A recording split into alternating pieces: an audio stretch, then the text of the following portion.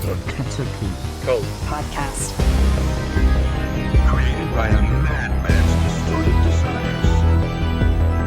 What do you think will be the next obstacle the Earth people will put in our way? The saucers are up there, and the cemetery's out there. What's up, everyone? Welcome to the Catacomb Cult Podcast. My name is Javin Romero, and I am your intrepid host for this week. And I gotta stop saying that. I gotta come up with a different, like, your captain or something for this week. But yeah, I hope everybody's doing well. I'm getting some good love from the Happy Magic Music Hour podcast, you know, going through songs and stuff. I don't know if people are as entertained by them. I don't know if I'm as funny. I think I'm actually being more cocky, but I like doing them. So I have a bunch of them stacked up for when I don't have a episode planned. So be on the lookout, and please go like and subscribe and shit like that. I like doing those. So, and I had a blast making the intro, the 80s intro, you know, to look like Saved by the Bell and shit, kind of. Yeah, I'm a little out of breath. I just kind of jogged back from the liquor store because it's mayhem out there tonight. It's mayhem out there tonight, man. And yeah, there was this one guy getting yelled at, like right in front of everybody. The liquor store, you know, the neighborhood hangout. And yeah, he was getting yelled at by his lady right in front of everybody.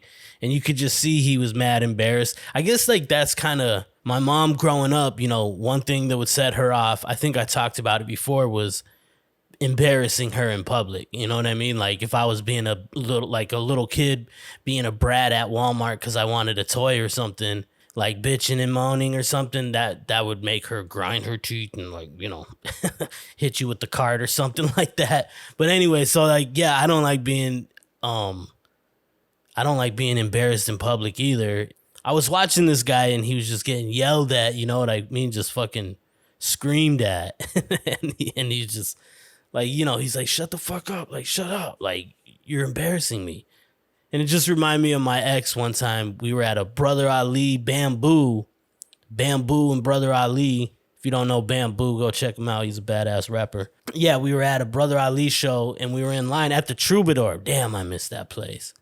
It's a venue in Hollywood. It's one of my favorite venues. I haven't been to massive amounts of venues here, but out of all the ones I've been to, the Troubadour, you know, legends played there. Zeppelin, I think Grateful Dead, even, like all the legends. Jimi Hendrix. I think there's been some like comedy specials, like Richard Pryor from there and stuff. It's a dope venue. And we were kind of early in line because there's this balcony that you can sit down and put your feet up on the bars and like look right down onto the stage, and it's dope sound up there. And I like to get that spot because they go pretty quick, you know. I'm not a young man anymore. And I'm short as fuck. I don't like standing in the crowds and shit. But anyway, me and my girl are in line and we're waiting, you know, and we're kind of close to the top. So I know we're going to get that sweet spot in the balcony. And I don't even remember what we were fighting about. We were like, it wasn't like a fight, but we were like bickering about something. And she started getting loud. And I was like, hey, come on, like, chill out, bring it down. Like, and that's, you know, when you say that to somebody who's off their fucking rocker, they go harder. No, I'm joking. But yeah, and then she just started like, what, blah, blah, blah, like making a spectacle. And then I just was like, peace. And I went to my car, which was around the corner. I don't even know what I did. Probably just like, and then I think she stayed. I can't really remember. This was like 4 or 5 years ago. I think she stayed in line. And then I think she came to my car or something. And then we got into the back of the line. And we ended up having to stand to the side on the balcony. Yeah, I just remember that feeling. Like, I fucking hate that feeling. I don't know why. It's probably something fucked up with me. Sorry, I got like, this is the thing being old. My eyebrows now fucking curl down into I gotta like trim my eyebrows. Who the fuck trims their eyebrows? They get super long and they like curl down into my eye. Jesus. I'm falling apart over here, Bazooka. But yeah, we did that, and then we went into the concert and watched Brother Ali, or watched Bamboo open up, which, if you don't know him, like I said, He's a badass rapper. He's an activist and shit for sure. Filipino dude. And during Bamboo set, because he's undeniable, he's undeniably ill. And he's an LA native and she's LA native. And yeah, she went into my ear and was like, "Thank you for bringing me. This is awesome." I was like, "Yeah, yeah, yeah. All right." No, I dropped it then. But yeah, it's like, yeah, the getting embarrassed in public, I fucking hate that. But anyway, I watched some dope documentaries this week. Well, I won't say they're all dope, but I watched some documentaries this week. Some my sister was bigging up quite wrongly, actually. She was wrong. Yeah, so I watched The Son of Sam, and boy, do I have some gripes. I have some gripes. The Sons of Sam. They were trying to make it sound like David Berkowitz was part of a satanic cult, which, and this is the time, like, when I wanted to talk about satanic panic, too. Because that shit is ever present, even now. Like, there's fringe groups that are exactly like the satanic panic, except now it grows even faster and is more amplified because of the internet, of course. But the satanic panic bullshit of the 80s, late 70s and 80s was ridiculous if you really look into that stuff. And this whole documentary is like a fucking slander on the Carr family, really. I mean, it sounded like they had some troubles themselves, like some drugs and suicide and stuff, but it's like, yo, like, it's almost slander to me. Like, sure, maybe David Berkowitz was part of like a little, like, satanic group. Doesn't mean that group is murderous. I don't think most of these fucking groups, I've known some Satanists in my life and they're fucking dweebs. Let me not tell you. Like, that's like, it's to me, when I see a Satanist, it's not even like, I don't think they're edgy. You know what I mean? I read the Satanic Bible. I had a friend who stole my copy of the Satanic Bible because his dad was like a preacher or something. And he was always like, oh. And, I was like, I always told him, like, hey, man, for me to believe in Satan, I got to believe in God. And I don't. So I don't believe in I don't believe in any scriptured God. We don't need to get into that, what I believe right now. But I was like, so I don't, I'm just reading it because I want to know what they're about and shit. And it's really about just like, fuck whoever you want and don't hurt anybody. That's kind of like what it is. Be your own God, but just as long as you don't hurt anybody. That's kind of what it is. Do whatever you want, just as long as you don't hurt anybody. And it's kind of a good message, but the Satanic Church is filled with like a bunch of dweebs, like, trying to be edgy or something. And I don't see them. I'm not calling them dweebs. If you're satanic, if you're part of the Satanic Church, I don't think you're dweebs. You're just as dweeby as other people. But, it's to me, it's not like hardcore. They're not fucking doing sacrifices and stuff. And that's but so maybe David Berkowitz was part of one of these groups and they just and like, who cares? You know what I mean? There was a lot going on in the late 70s and 80s. I would have probably gone in some orgies with some Satanists back then. You know what I mean? The coke was flowing like water. Back in the 70s, you know what I mean? Fucking cocaine everywhere. It was snowing nonstop. And, just free love. It was coming off the summer of love, the 60s, you know what I mean? It was probably badass. But anyway, but there were some funny characters in it. That was the dopest part about the documentary, was all the old footage, the old 70s footage of New York City. And man, that shit was cool to me. I always like wonder where these documentarians get this footage, because they would find all the footage that pertained to the Son of Sam, which I'm sure that was kind of easy to find. But then they get like this stuff, these weird B-roll shit. Like, is there a B-roll site? I want to know that site because I'll buy some of that shit. I'll get a subscription to that site with a bunch of B-roll 70s shit. That shit is cool. I could make some badass promos with that.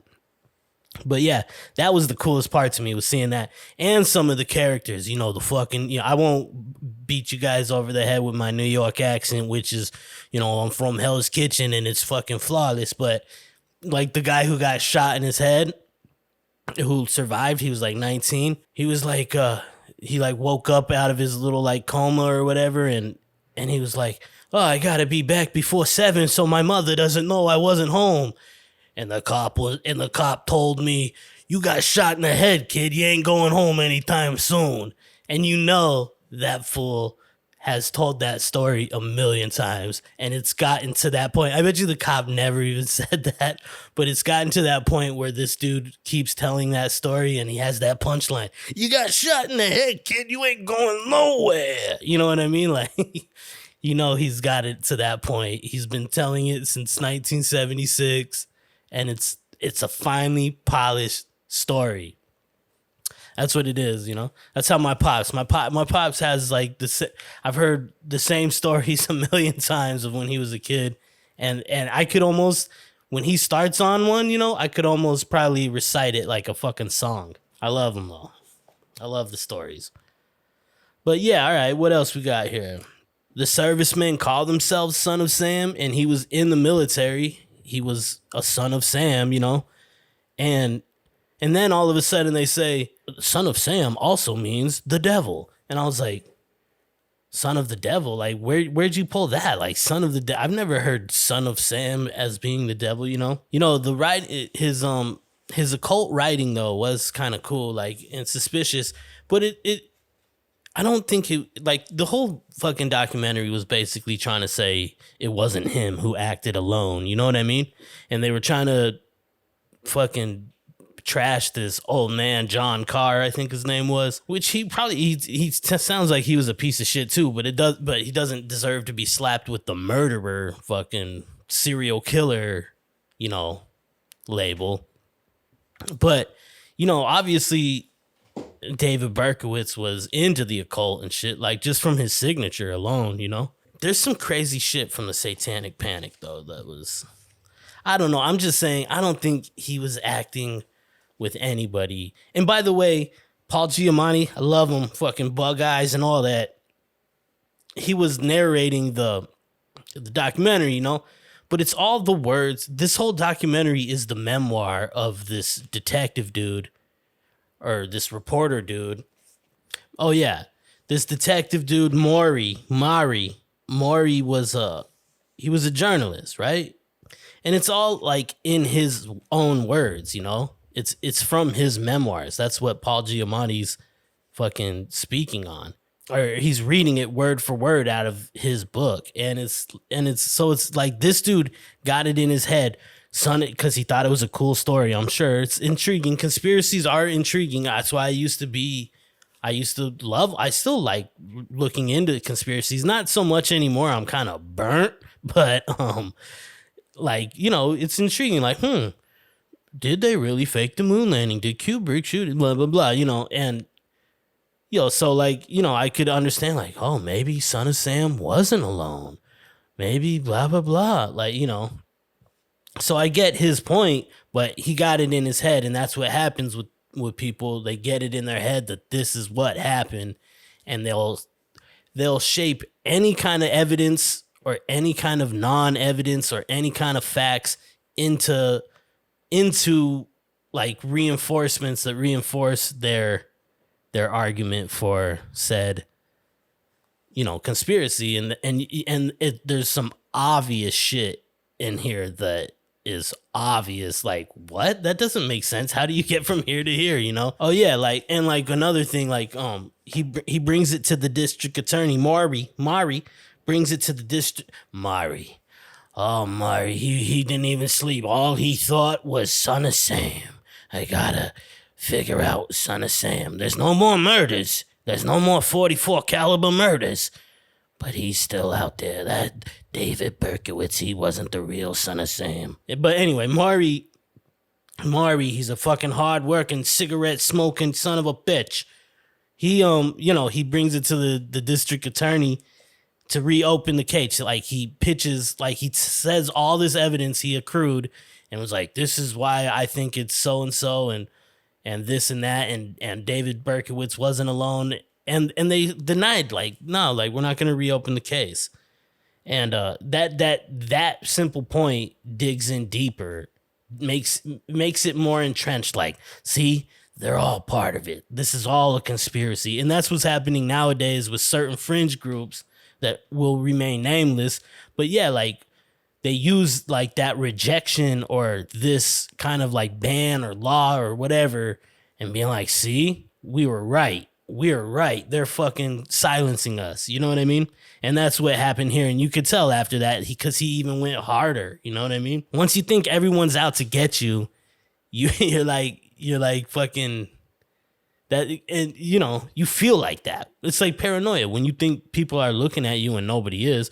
But if you think people are fucking looking at you, you're looking around, you feel like people are looking at you. You know what I mean? It's to shield people from the harsh reality. You know what I'm saying? But you see that shit. You know, you see that shit where people's worlds get shattered from something they've believed their entire life. You know what I mean? Or whatever. Or they pour blood, sweat, and tears into research or whatever, and then you see it like get ripped away. They just can't handle that. So they don't accept it. And, you know, it's cool, whatever. We're all human. When you put in the work more than other people, you know what I mean? When you're actually out there putting in the work and it's for a just cause, you know what I mean? Like it's for something like, we got to catch this killer, even though he's caught and nobody else is dying. Well, you know, people are dying, but not in the 44 caliber killer way. You know what I mean? It's like, but when you put in all this work, it's all like for naught. You can't accept that. So being wrong is not an option. Being wrong is not an option. You know what I mean? Even though those people normally say, like, you got to be open to everything. My mind is open. Yeah, right. Let me get a beer. New beer. New year, baby. All right. Hello, everybody. Back. By the way, 40 EC beer koozies. Camo. Realistic camo. Come on. Buy 2 t-shirts. Not these ones. Buy 2 pieces of gear. Hats, t-shirts, whatever. And you'll get one of these for free. Gratis. And I always give out other little surprises and trinkets. So, yeah. Support the show, please. Actually, I want to get some. I don't screen print anymore. I got rid of my screen printing shit. So if anybody's listening who knows, can hook it up kind of like a good deal, let me know. So, man, I wish liquor stores and convenience stores would keep their beers as cold as mine. Keep their refrigerators as cold as mine, you know? It's a bloody shame. Yeah, I wrote a lot of stuff and I don't want to get too much into it because I watched 2 documentaries that I think deal with the same kind of phenomena, that's the main theme. It's not Son of Sam for me this week. It's Satanic Panic. And I think like back then, they were also just labeling everybody Satanists. Anybody who's into dark shit, who's like a little goth weirdo, Satanist. They're a Satanist. And you know what entails Satanists? You cut off chickens' heads and eat them and kill babies and all this and that. You know what I mean? And it's almost like a hit piece. But I did want to look into the Process Church, because that was supposedly connected to Manson and stuff, and they showed a clip of Manson talking about it.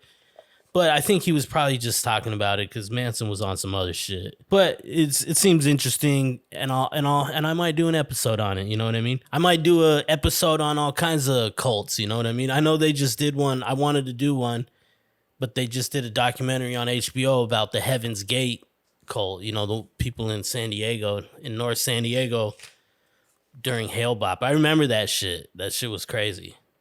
Because I remember going on our roof to see the comet, and then like the next day or something, yeah, all those people killed themselves. It was crazy. I wrote, Maury didn't want Cali cops to interview Son of Sam. I can't remember why I wrote that. Oh, and that's another thing I was gonna bring out. I thought a few of Maury's later letters that he received from Son of Sam later, like while he was in jail for like 10 years. I think Maury faked some of those shits, man. I fucking, because Maury tried calling him and setting up interviews and never could. But then he tried calling him and David Berkowitz hung up right away, but then wrote him a letter. It just sounds sus. If I do say so myself, it sounds sus. Suspect from people my age. Oh yeah, and that dude Raiden, they were saying why was he killed and shit, and it's like, but then right after that they said he owed this I think it was Russian mafia $35 million. Like, okay, well, yeah, people will kill you for that. You know what I'm saying? And then I wrote, notice how on the juicy sound bites they cut away. Oh yeah, they were definitely doctoring shit. Like they would show David Berkowitz talking, and then they would cut away from him talking and show like B-roll footage, but you would still hear his voice, but it would sound different and it was chopped, you know what I mean? They were definitely fucking doctoring lines to make him sound like he was saying something else. That's why they were cutting away to B-roll footage, because his mouth, you know, it would be like all cuts like the way I do it here and shit to make myself sound good. You know what I mean? So that's definitely what they were doing. I noticed that a few times, and yeah, definitely doctoring that shit. Plus, Maury was feeding him answers and shit too. So when he finally got to interview him. But yeah, that was it. Let me say, I have a note here. Episode 3, 48 minutes, 23 minutes in. I say, people are so dumb, LOL. 4909, Smurfs, D&D equals fucking morons. Oh, yeah. I think let's look that up. Let's see if we can see what's going on here. Let's get on Netflix. Oh, shit. Do I have to sign into Netflix? That might be a nightmare. Because I use my mother's. My mother. She's suffering in Long Island now. She moved out of Hell's Kitchen. She's suffering in Long Island, baking breads all day long and hand cranking laundry, and yeah, you know, she's got hair wraps and aprons. She's just disheveled. Damn it, I should have saved that to my keychain. I never watched Netflix on my laptop. Whoa. It's already playing. That was for The Woman in the Window, which I will be watching and possibly reviewing. Maury was determined to talk to the cops out there. Mari. So... All right, here we go. Yes, you are a witch. A lot of the TV, he was working. Okay, so this is a talk show about, it looks like it's obviously about the satanic panic shit, where he says he's a witch and the whole crowd boos. Like, boo! So, it's Geraldo fucking Rivera. He's all over these fucking he's the fucking main culprit of, or one of the main culprits of the satanic panic. I don't think he started it, but he fucking sure fucking blew the flames. What do they say? Scattered the flames or whatever? Organization comprised the so-called Son of Sam cult, just to put a label on it. It's real. We're talking about the dangers and powers of Satanism and devil worship this morning on People Are Talking. Joining us right now are three new guests. Maury Terry is an investigative journalist who is the author of the book The Ultimate Evil, which looks inside... Who's sensationalist.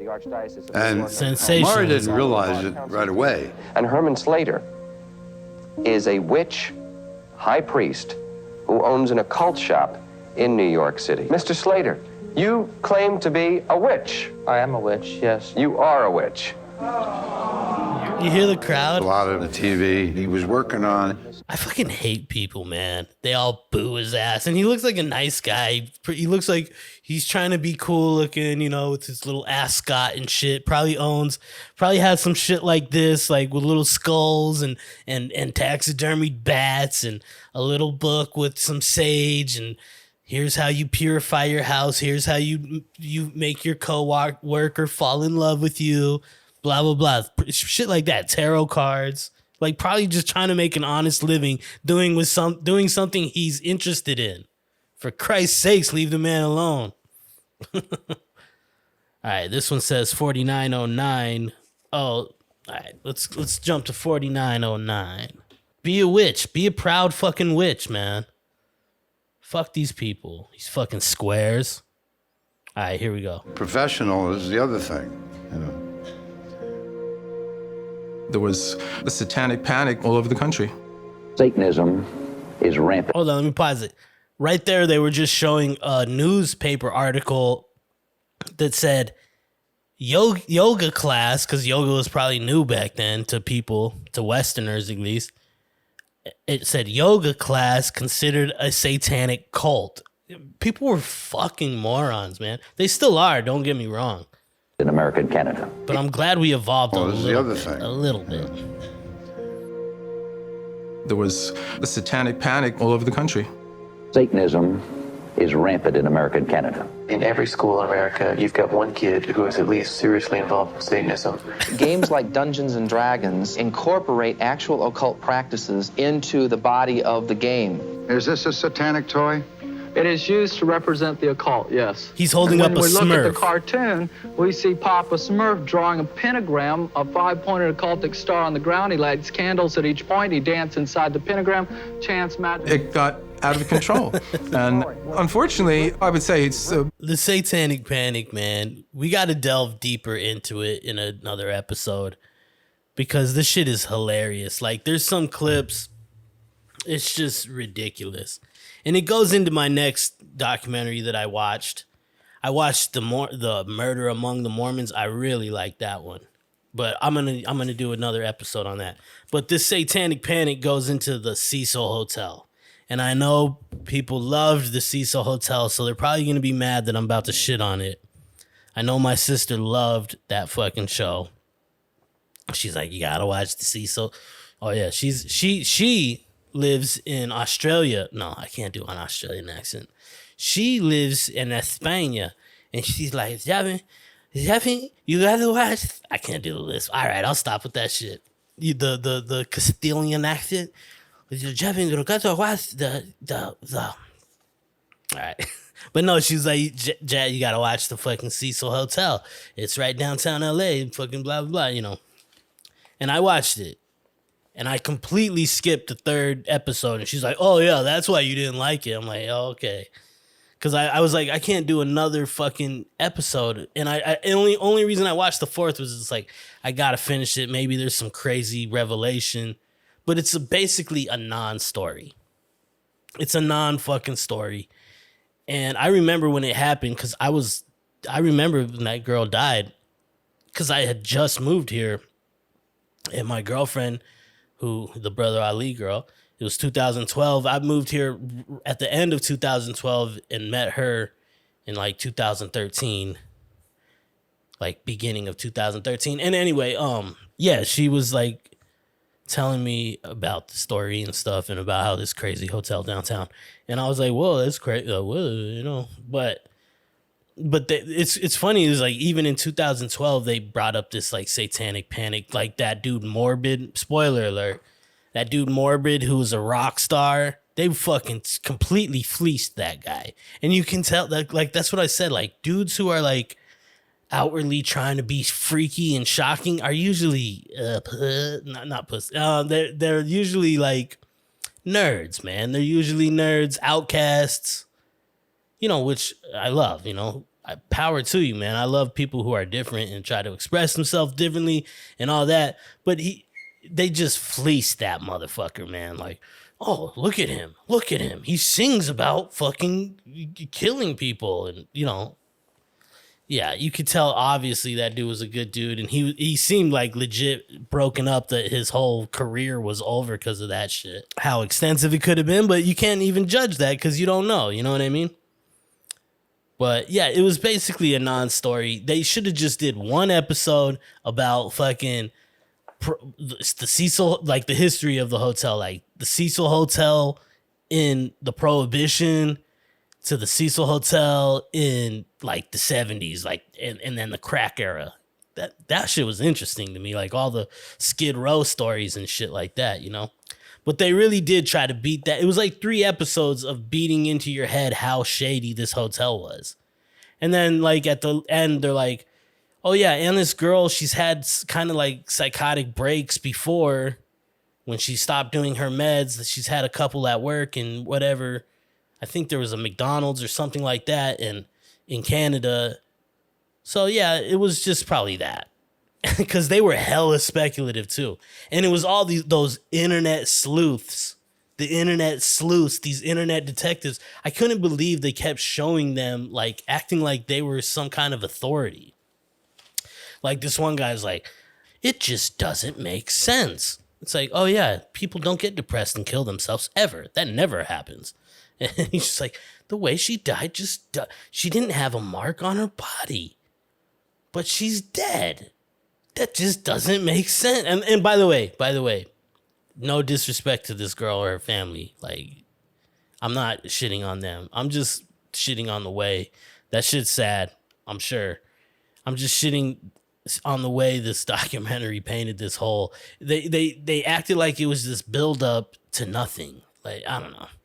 Not everything needs to be a documentary. I would have been happy with like an hour and a half, maybe.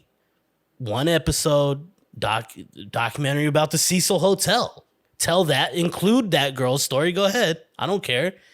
And then include a bunch of other stories. Like, I bet you that one lady who was kind of like a weirdo, the manager lady, I'm sure she has a bunch of good stories to tell. Or, you know, some of the residents. Interview more of the residents. I'm sure they've seen some his shit. You know what I mean?